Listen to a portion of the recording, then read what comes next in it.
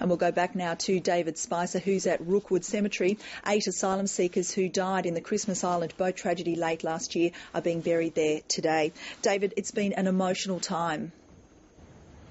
Yes, extraordinary, because not only is the emotion of the circumstances of these funerals, but the funerals themselves. We've had here, just buried here in the Islamic section of Rookwood Ceremony, a 3-month-old, an 8-month-old and also an adult. And there was amazing and extraordinary emotion. We had one woman who was wailing for the entire time.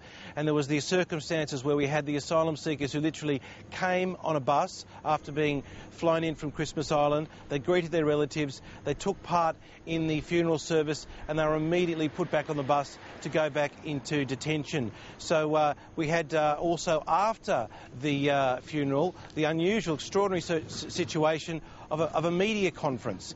And we actually heard from one of the people who was on the boat, and he made the accusation that a Navy ship, an Australian Navy ship, was in the vicinity of the boat and could have rescued them. And there were many other emotional claims and accusations made during the melee almost, as officials had to herd the detainees back on the bus.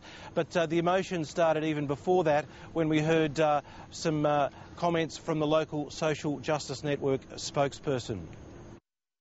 It is very hard, and we understand. I talked to some of them. They are very devastated, and the devastation is going on and on because the department allow them to stay here for a couple of hours, and they will not be able to grieve with their family.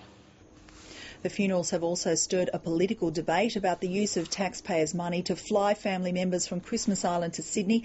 Let's listen now to the opposition's Scott Morrison, who says the government is testing the public's patience.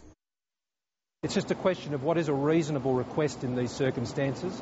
I think the government has gone a bit too far with this, particularly given there are so many instances of this government spending money hand over fist, and particularly in this area. We respond respectfully to tragedies that have occurred. These may not be folk who are known to anybody in Australia, but they are human beings. They are part of God's creation, and therefore every person should be treated with utmost respect. Now, David, there'll be more burials this afternoon?